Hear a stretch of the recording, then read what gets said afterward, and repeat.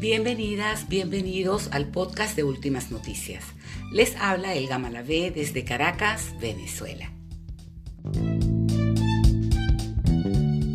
Hoy es viernes 20 de agosto de 2021 y estos son los titulares. El gobierno venezolano y la oposición se sientan a dialogar. México sirve la mesa. Nuestro director de contenidos, Alberto Cova, analiza esta noticia. Conversamos con el internacionalista Sergio Rodríguez sobre la derrota de Estados Unidos en Afganistán. Y en nuestro segmento musical, el cantautor venezolano Lionel Ruiz nos presenta su más reciente tema, Diagnóstico Involuntario. Entre el 13 y el 16 de agosto de 2021 se desarrollaron en México los encuentros entre los representantes del gobierno venezolano y la oposición. Alberto Cova, director de contenidos de nuestro diario, analiza esta noticia. Bienvenido, Alberto. Gracias, Elga. Un saludo para ti y también para la audiencia del podcast de Últimas Noticias. Entre el devenir noticioso procesado por esta redacción en la semana destaca la firma del memorando de entendimiento que conlleva el establecimiento de un diálogo entre el gobierno de Venezuela y el grupo de oposición extremista que encabeza formalmente Juan Guaidó, hecho ocurrido en México el pasado viernes 13 de agosto. Las partes representadas en el evento principal en la capital mexicana por Jorge Rodríguez y Gerardo Blay firmaron el memorando que contiene 7 puntos bastante generales que en sí mismos no constituyen mayores compromisos para el gobierno y este grupo opositor y solo significan el reconocimiento mutuo. También acordaron volver a sentarse en la mesa de México entre el 3 y el 6 de septiembre para continuar los tratos que eventualmente conducirían a un acuerdo político que serviría para desmontar la crisis profunda que vive Venezuela en todos los ámbitos. En principio parece cuesta arriba un acuerdo entre el gobierno del presidente Nicolás Maduro y el grupo político que desea desalojarlo de Miraflores por la fuerza, con el auspicio abierto de las potencias mundiales.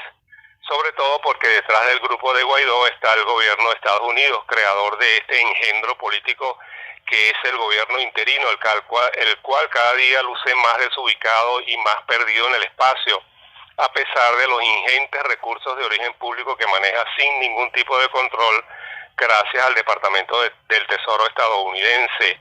Y es tal el descalabro de este proyecto político diseñado por Donald Trump que los factores más extremistas de la oposición tuvieron que reconocer al gobierno de Nicolás Maduro y con ello prácticamente autodisolverse como presunto gobierno de Venezuela.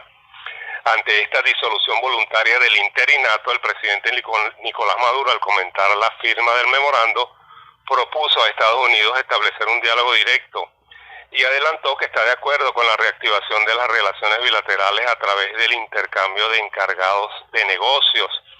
¿Qué va a pasar finalmente con la Mesa de México? Es algo difícil de prever en estos momentos, pues por lo general este tipo de negociaciones tienden a alargarse. Lo que sí está por verse en las próximas semanas es si esta negociación que busca la paz de Venezuela tendrá algún efecto en las elecciones regionales previstas para el 21 de noviembre. Sobre todo si será posible que se amplíe la participación en los comicios por el lado de la oposición, con la incorporación a la vía electoral de los sectores que hasta ahora han optado por el no reconocimiento de Nicolás Maduro. Será entonces el próximo 3 de septiembre cuando las partes vuelvan a verse las caras y se supone que para ese momento ambas representaciones tendrán algo que decirse y estará la población venezolana a la expectativa de los resultados de este forcejeo político que ha trascendido las fronteras del país. Gracias, Alberto. Nos vemos la próxima semana. Gracias a ti, Elga, y me despido hasta un próximo encuentro. Por favor, no me salven, porque los Estados Unidos es un país con vocación mesiánica, que se cree elegido por los dioses y quizás por los diablos también, para salvar a los demás países. Y cada vez que salvan, suponte a Irak o a Afganistán, los dejan convertidos en manicomios o cementerios. El analista internacional Sergio Rodríguez, especializado en Oriente Medio, nos recordó esta frase de Eduardo Galeano que sirve para ilustrar nuestra conversación. El triunfo del Talibán y su regreso al gobierno en Afganistán, que dejó consternado el mundo luego de ver las imágenes de la estampida de los estadounidenses y demás países de la OTAN que participaban de esta invasión y cómo abandonaban a sus colaboradores afganos. Bienvenido, Sergio. ¿Por qué Estados Unidos se retira de Afganistán? El principal factor, creo yo, es de orden económico. Han llegado a la conclusión, no ahora, han llegado a la conclusión desde hace muchos años que el gasto militar que tienen, el exorbitante gasto militar, no lo pueden seguir sosteniendo. Y han empezado, ya esto fue mucho más patente durante el gobierno del presidente Trump. Se han comenzado a dar cuenta que hay misiones, entre comillas, que son ineficientes, que no tienen sentido desde el punto de vista de los objetivos que se han planteado. Y una de ellas, pero no la única, es Afganistán. Entonces, esta situación de crisis económica, y digo yo que lo económico es lo principal, porque cuando tú escuchas al propio presidente Biden, él comienza diciendo que han despilfarrado más de $1 billón. Algunos hablan incluso de $2 billones. Pero eso también se mezcla con una situación. No es que Biden en realidad heredó una situación, y hay que reconocerle que tuvo el valor para hacerlo, porque esta misma conclusión, que finalmente no es el presidente el que llega a esa conclusión, sino que son los altos mandos militares que le deben estar transmitiendo esto a los presidentes desde hace muchos años, pero que los anteriores no han tenido el valor de hacerlo. Pero también hay factores de orden político, en el sentido, bueno, de admitir que hay un fracaso, admitir que los objetivos que se propusieron no pudieron ser cumplidos, y que no los iban a poder cumplir, que no había ninguna posibilidad por factores de orden interno y por la propia mentalidad de Estados Unidos, que supone que van a ser bienvenidos en todas partes y que pueden exportar su modelo e implantarlo por vía de la fuerza sin ningún contratiempo. En ello hay mucha subestimación de la multiculturalidad que hay en el planeta, entender que en el planeta hay muchas civilizaciones, hay muchos modelos políticos, incluso hay muchos modelos de democracia, y que no necesariamente el modelo occidental de Estados Unidos y Europa es el único y el que se debe implantar a sangre y fuego. Entonces, en medio de una confrontación mucho más estratégica con China, y en primer lugar, y también con Rusia, ellos han llegado a la conclusión de que los objetivos no pueden ser logrados y que no tiene ningún sentido seguir estando en ese país. Sergio destacó algunas de las razones de la derrota de Estados Unidos en Afganistán. Porque lo que ocurrió fue la consumación de un hecho que era cierto y que lo estaban ocultando. O sea, Estados Unidos no pudo consolidar un gobierno, no pudo consolidar un ejército. Los recursos que Estados Unidos invertía ahí no eran utilizados para el desarrollo, para el mejoramiento de las condiciones del pueblo, para la eliminación de la pobreza, para la solución de las necesidades más inmediatas de la población, sino que se iban por vía de corrupción. Entonces lo que hicieron fue enriquecer a los funcionarios de gobierno y a los altos funcionarios de gobierno y a los altos cargos militares, a los señores de la guerra, pero de ahí abajo nadie percibía los, entre comillas, beneficios de la intervención de Estados Unidos. Entonces, los militares no recibían sus sueldos, vivían en condiciones miserables, sus propias condiciones de guerra eran difíciles, no tenían armamento moderno, no eran bien alimentados. Entonces, todo eso fue generando condiciones para una desmoralización en el ejército, que fue incapaz de construir una moral combativa que pudiera enfrentarse al talibán. También nos aclaró Sergio esa errónea percepción de que el talibán logró de manera muy rápida retomar el poder. Pero por otro lado también hay que entender que Afganistán es un país de tribus. ayer yo lo decía, el Estado Nacional es una creación artificial de los seres humanos de hace apenas 500 años, pero los pueblos existen desde mucho antes. Entonces a los pueblos el colonialismo le puso fronteras. Afganistán, como muchos países de Europa, de Asia e incluso de América Latina, son creaciones coloniales. Entonces ahí en estos territorios viven varias naciones. El caso del país de Afganistán no es distinto. Y en el caso de Afganistán viven tribus, y la organización tribal es la base fundamental de la nación afgana, si se puede hablar de una nación afgana. Entonces, ¿qué es lo que hicieron? ¿Qué es lo que hizo el Talibán? El Talibán viene negociando desde hace muchos años con las tribus. La organización tribal es una organización muy vertical, muy piramidal. Entonces, basta con negociar con el jefe de la tribu para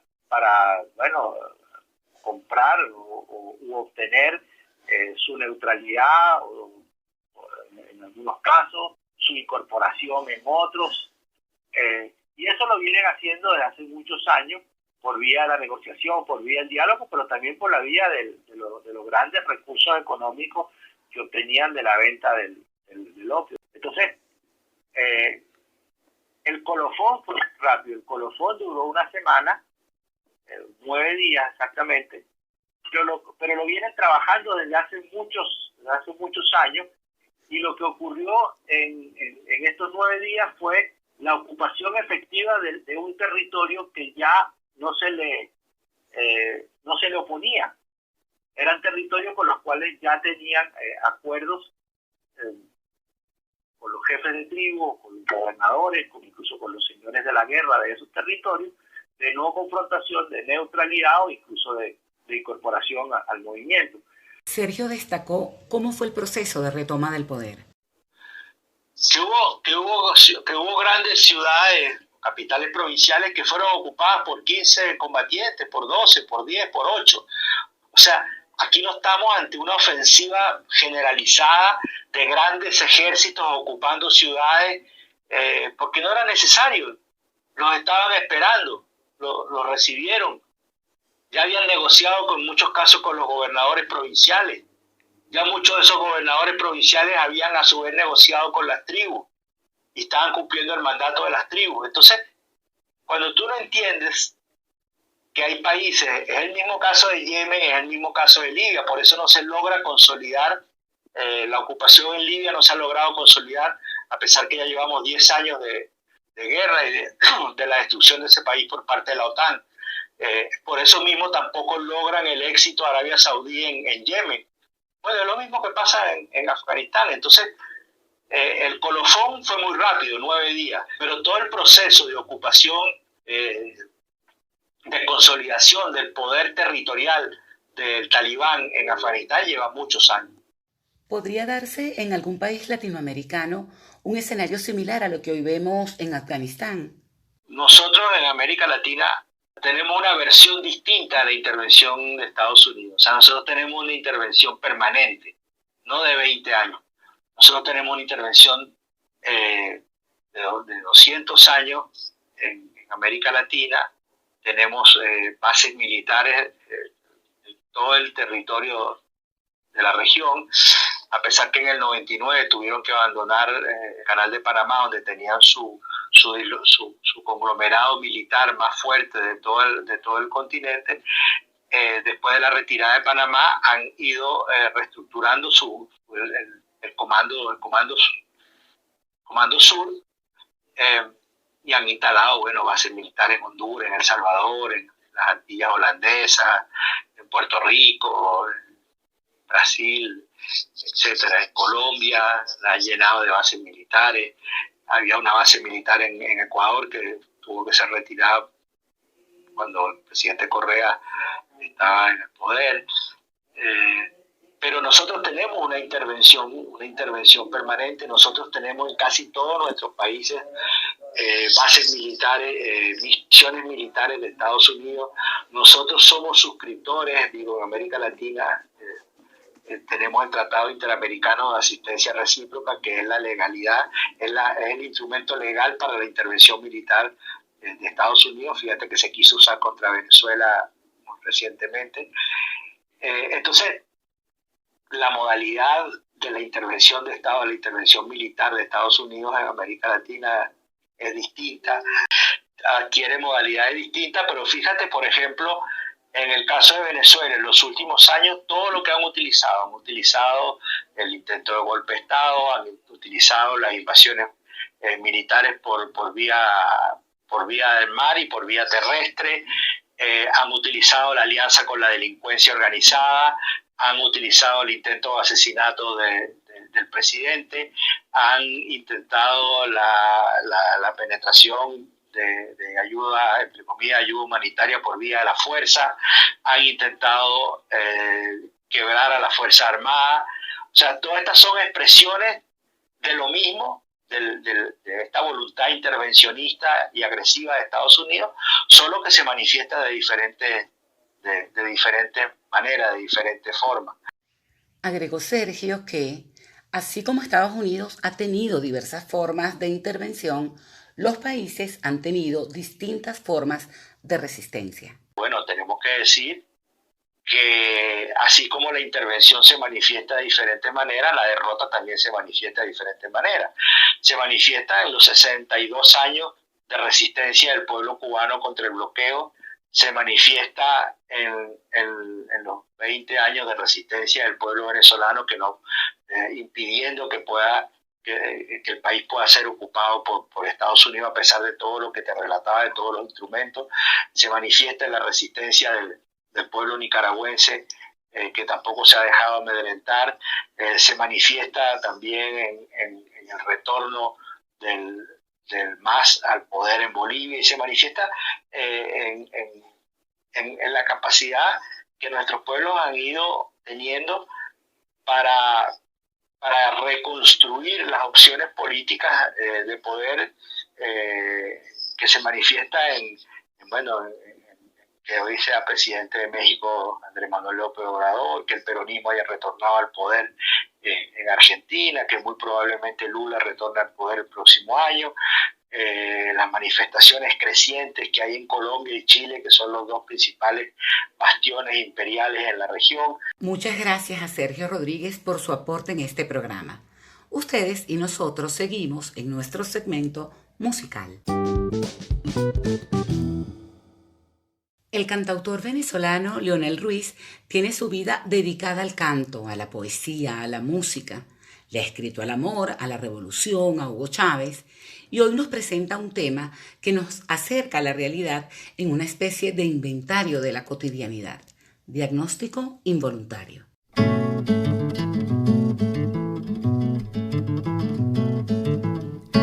La verdad sostiene la cara larga, como una serpiente de azafrán,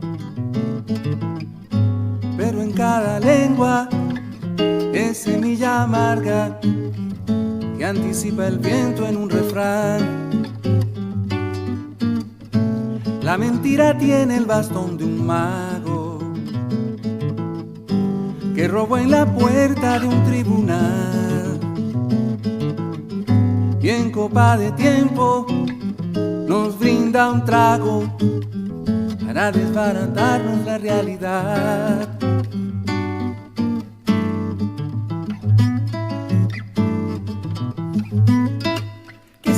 Que si el pillo, que si el hambre no perdona, que si el dedo en el gatillo, que si el son que lo pregona, que si el juez, la fiscalía, que si el maula y la traidora, que si es rabia o es poesía, que si es Eva, la trepadora, que si el pana, que si el dólar, que si el puño en el bolsillo, que si el ruin que te devora, que si el cielo en los colmillos, que si el huevo el periodista, que si el truco del imperio, que si el sueño del marxista, que si el asunto es muy serio.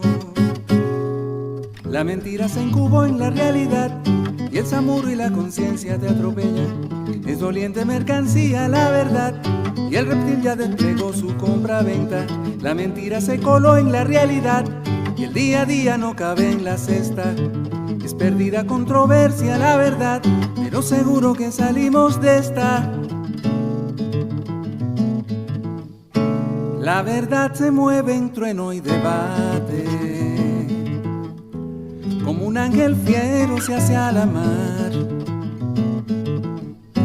Pero sin cacao no habrá chocolate, y en copla de anhelo se ha de marchar.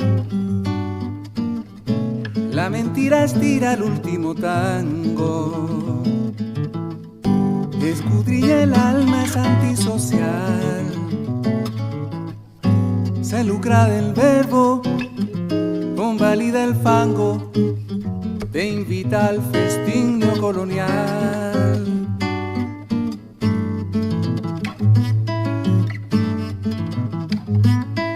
Que si el yo en el papelillo, que si el Carmen papelón, que si el drama en el fundillo, que si el flux y el apagón, que si el choro en la alcaldía, que si el cofre de Pandora, que si el rabia o es poesía, que si es Eva, la trepadora.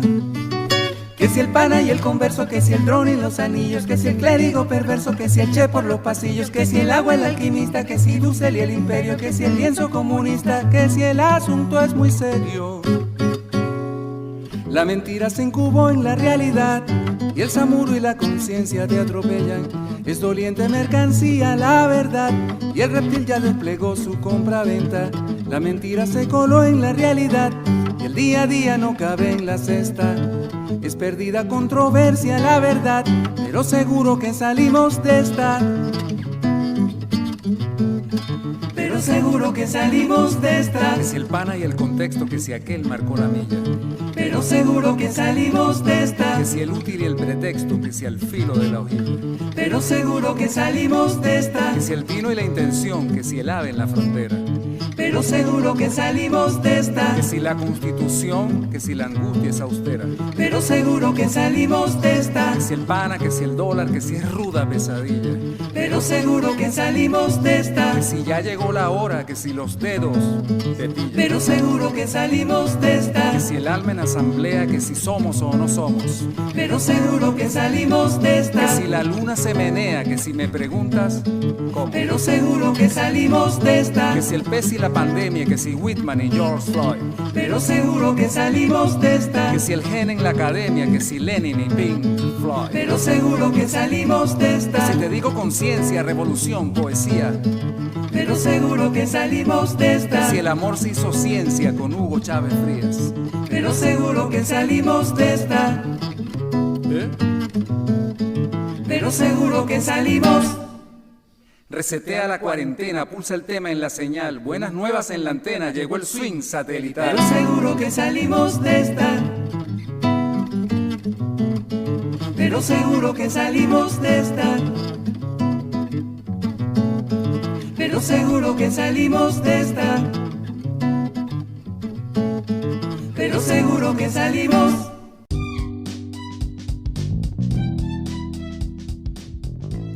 Con la seguridad de que saldremos de esta, nos despedimos hasta la próxima semana. Gracias por su compañía.